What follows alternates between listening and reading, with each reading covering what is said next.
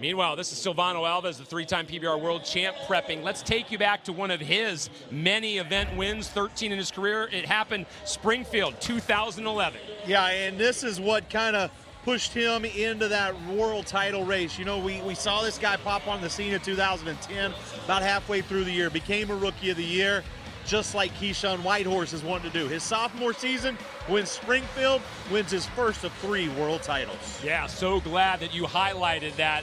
2011, he started making a mark, of course, when he came on and won his first event ever in Billings of 2010.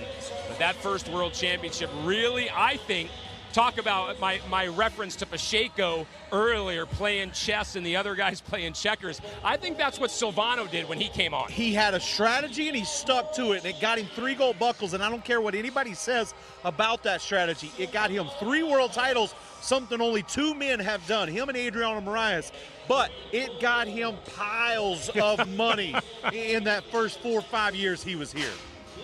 In fact, speaking of money, I mean, we got to talk about it already this season, but earlier this summer at Calgary, he goes, wasn't it, to over $6 million, only the second $6 million man in PBR history.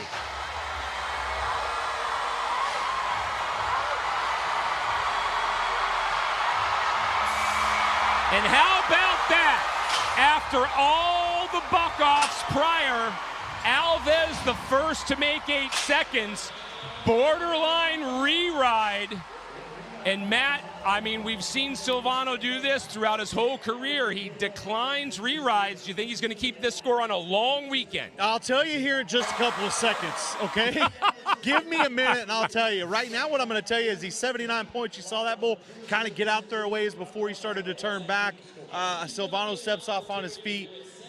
Not a problem for a 3-time world champion. Should not be a problem. I say he keeps the score.